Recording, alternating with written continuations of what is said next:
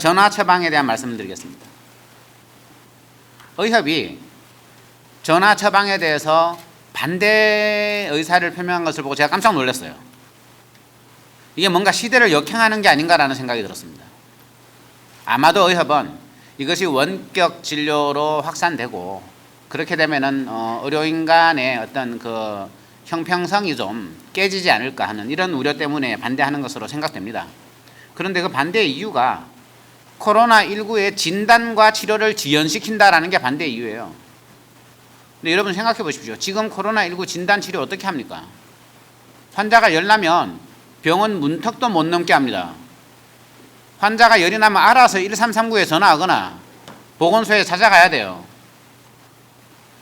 의사는 만나지도 못하게 해요. 일선 의원급 의료기관의 의사들은 만나지도 못하게 합니다. 그런데 어떻게 전화 진료를 하면 진단과 치료가 지연될 수가 있습니까? 애초에 볼 마음도 없는데. 너무 제가 보기에 말이 안 되는 핑계예요. 그 다음에 소용없다. 어차피 전화로 처방해도 약국 방문하면 약국에서 다 퍼진다.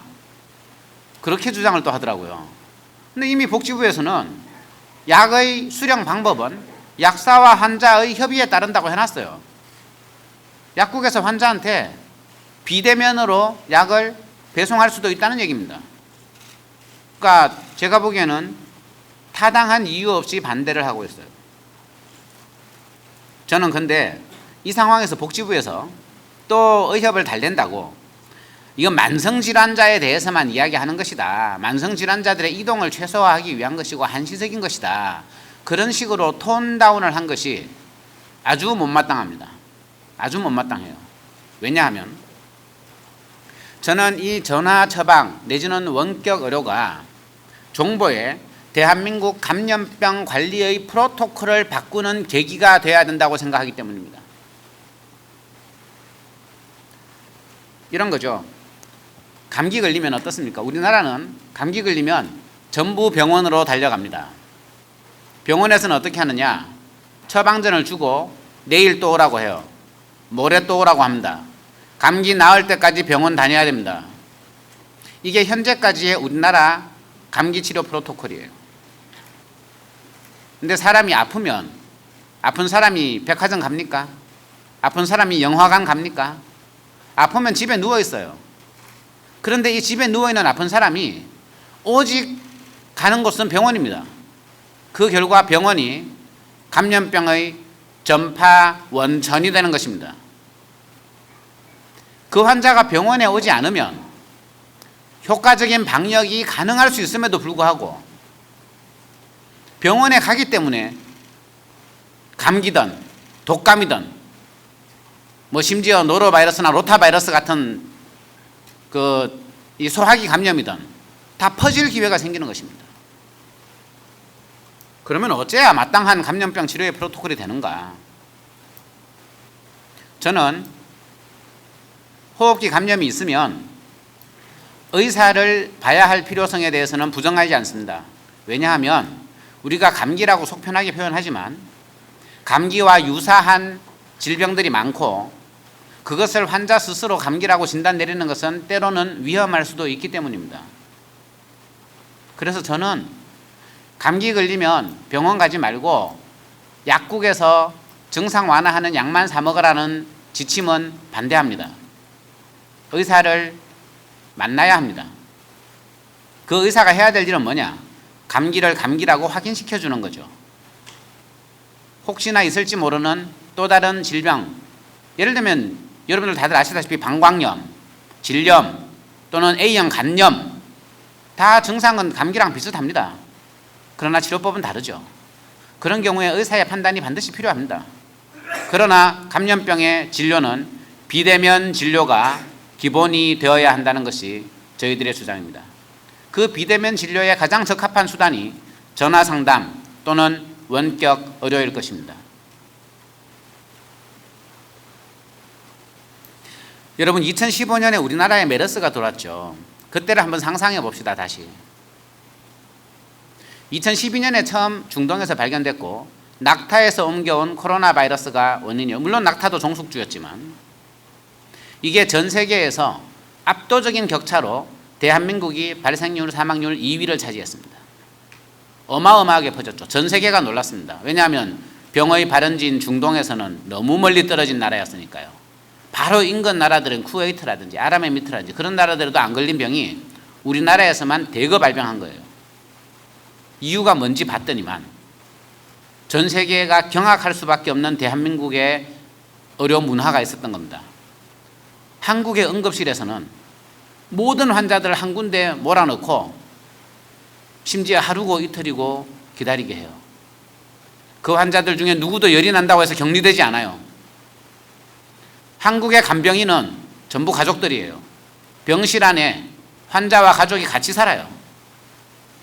환자 한 명이 병에 걸리면 온 집안 친구, 친지들이 전부 문병을 옵니다. 환자 한 명을 10명, 수십 명이 다 만나요. 다른 나라에서는 상상할 수 없었던 대한민국의 병원 문화가 메르스 발생률 세계 2위라는 참사를 만들어냈던 것입니다.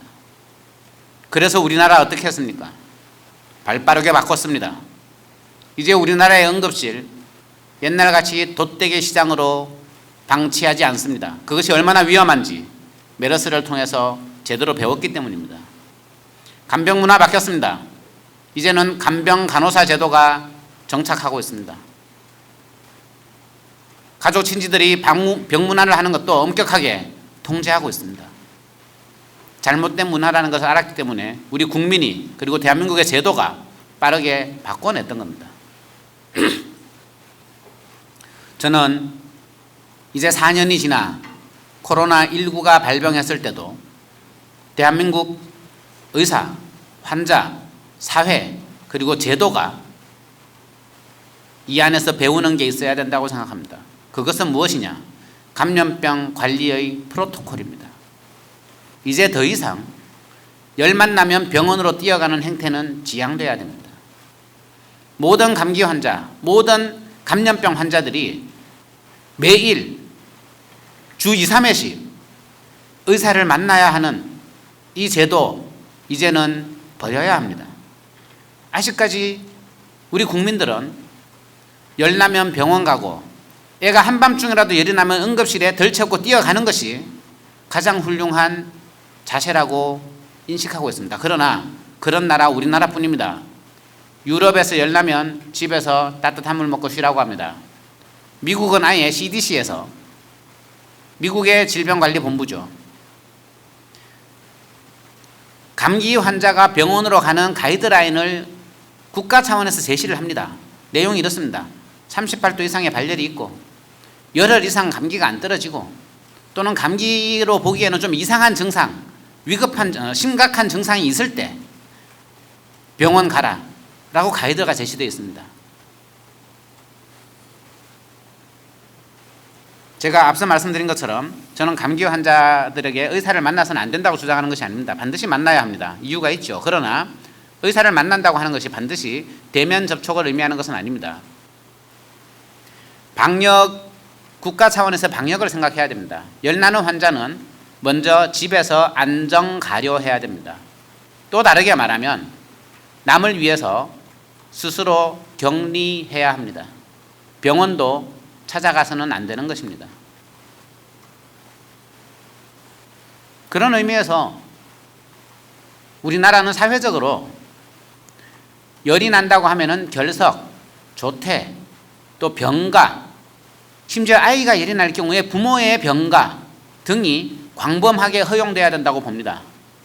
왜냐하면 우리는 코로나19를 통해서 국가 차원에서의 방역이 중요하고 한 명의 잘못된 전파자가 사회에 큰 영향을 미칠 수 있음을 이제 배웠기 때문입니다.